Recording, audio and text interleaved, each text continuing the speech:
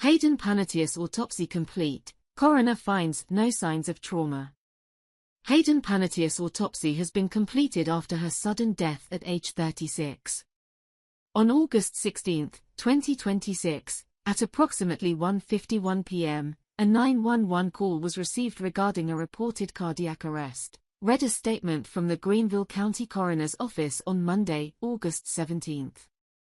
First responders and emergency medical services arrived on scene and located a female in cardiac arrest. EMS personnel initiated advanced cardiac life support measures, however, resuscitation efforts were unsuccessful, and the individual was pronounced deceased at 2:32 p.m. The Greenville County Coroner's Office confirmed they initiated a parallel investigation with the Greenville City Police Department. The decedent has been identified as Hayden Leslie Panettiere, 36, of California. Panettiere was found unresponsive inside the residence, where she had been temporarily staying, the press release continued. Panettiere's autopsy was completed on Monday.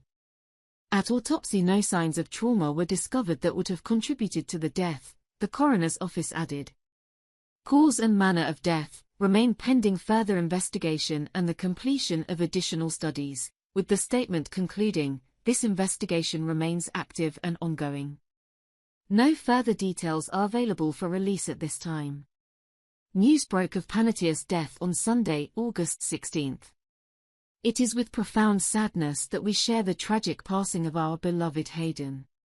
She was an incredible light and a force of nature who brought immeasurable love and joy to all who knew her, and to the millions who watched her on screen, read a statement from her father, Skip, via the actress's rep.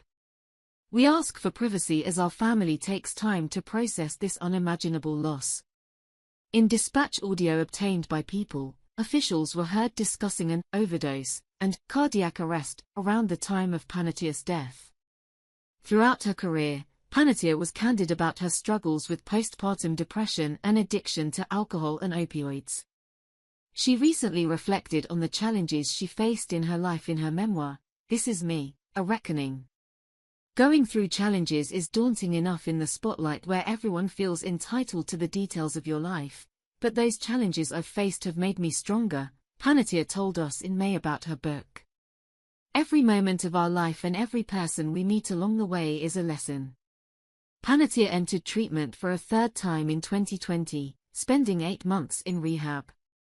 "I was truly scared," she recalled.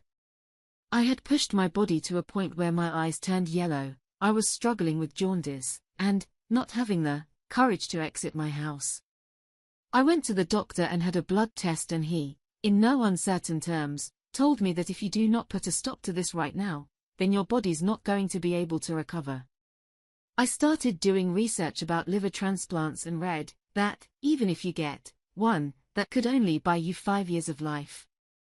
And so I was like, this is very, very serious, and this has gotten completely out of hand, and I can't seem to find the strength to do it myself."